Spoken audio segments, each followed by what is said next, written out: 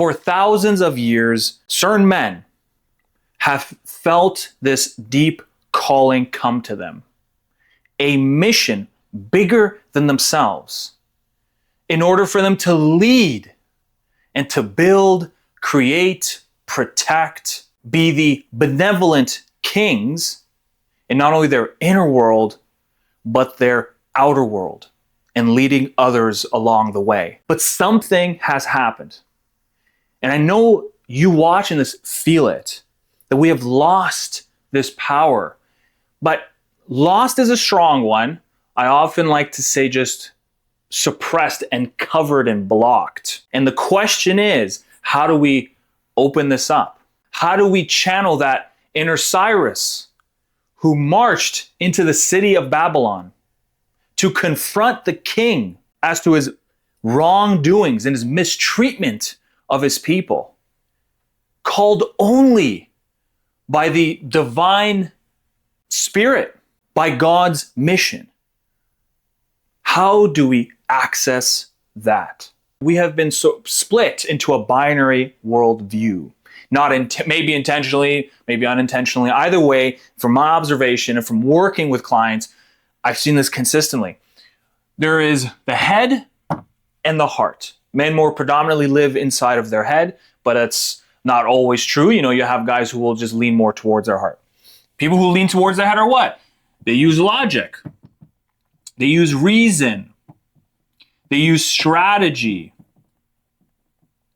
preparation. Probably spelled that wrong for sure.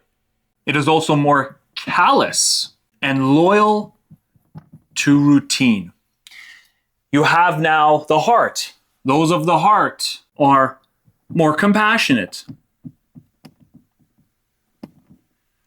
forgiving. They are not locked in routine. I guess we can say not locked in routine. They prioritize connection above all else, more than outcome, more than the actual result of what it is that you're trying to achieve. Now, the overfixation of one or the other has led, in my belief, to the suppression of the soul. I call it soul because it's hard to name it anything other than that. You can say spirit, divine spirit. Fundamentally, what I'm conveying is that feeling internally that is connecting you to something larger outside, to God, the universe, to the life force, whatever language you want to use. Both these things, when hyper-dominated, suppress and they quiet down the calling. Why is it? Because the soul by nature is a hum.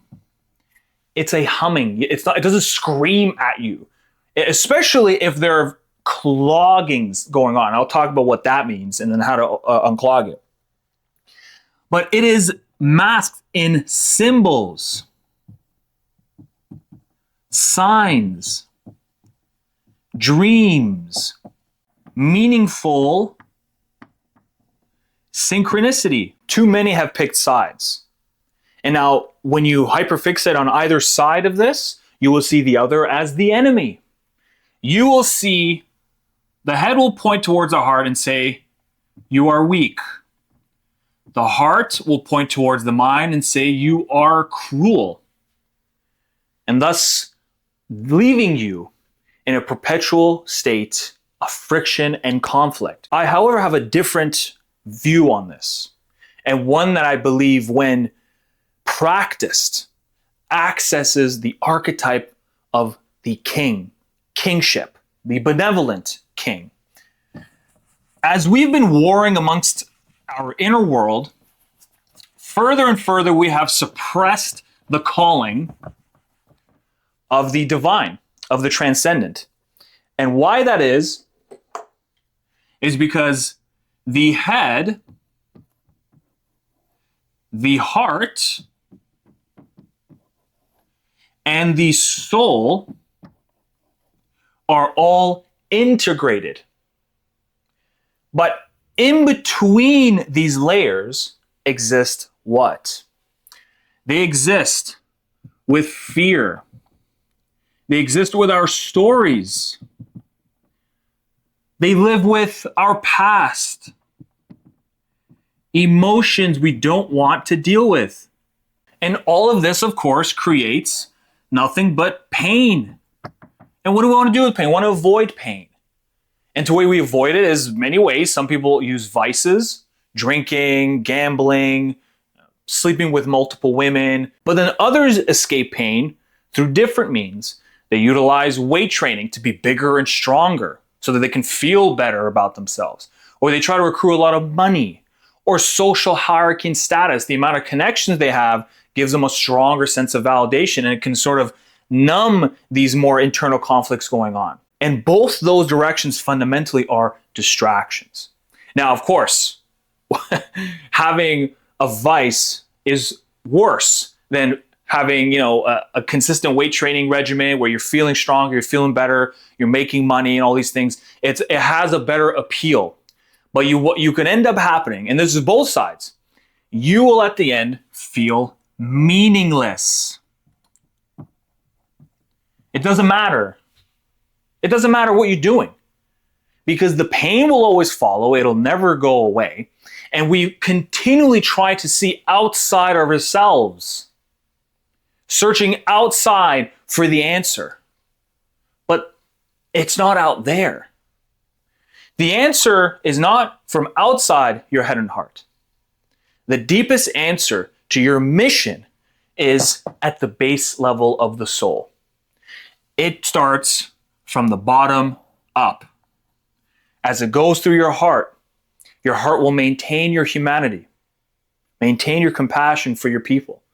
As it moves towards your head is the realm of action, where you can organize and strategize and plan and execute this calling, and then further gain clarity as you move towards it. But you can only achieve it from the start, moving your way down. Which means what exactly? It means to access that deepest part of you, you need to say what you are avoiding. What part of your memories, your past, your struggles, your trauma have you not contended with, but instead suppressed and then distracted yourself with vices? Where have you been self-manipulating? See, the realm of logic, it's a double-edged sword. I have met some of the smartest people in my life who have graduated with stellar grades, who have been engineers in very difficult subjects. But if you confront them on something they've been emotionally avoiding, they can logically convince themselves and you as to why that's not the case, why they've actually dealt with it. But you can see based on their actions that they haven't. What have you been denying and what have you also been rejecting? It all always boils down to being afraid to feel. Us men, for the most part, are afraid to feel. These four are a wonderful place to start. And you can start them right now. And you can give yourself at least 6 months to a year minimum. Because the shorter the timeline, you're putting this unnecessary pressure that's not going to make it happen. The inner world and contending with all these things is not something that happens overnight. There's just no way around it. You have to give yourself that flexibility in that grace period. And of course, you're probably asking, how do I actually do these things exactly? What are the actionable steps? Well, down below, I have a free guide. Just download it. And I go more into detail as to how to enter into that inner world in a way that you could still be strong, that you can maintain that stoicism, what I call the hero stance. And I show you in the guide how to actually enter in, see these parts of you, how to write them down, how to reflect on them moving forward. This way you can begin to map out what is going on within you, what is in your way. Because fundamentally, my mission here is to reveal to you that once you have the strategy and the skills to move out of your own way, not so you do not use your mind, you don't use your heart, but that you don't use them against yourself. And that you can utilize these two forces, these two powerful entities that you have within you, to do the calling of your soul, that it is also getting a divine inspiration from the outer. All three channels working in harmony settles you in a long-term period into kingship, the ruler of the inner world, and then moving forward to command his people to bring forward a world of peace, love, power, growth, compassion, all the things that we want, and the desire to bring heaven on earth as much as possible. This video was completely off script, so forgive me if I rambled on. Thank you very much, and I will see you all in the next video.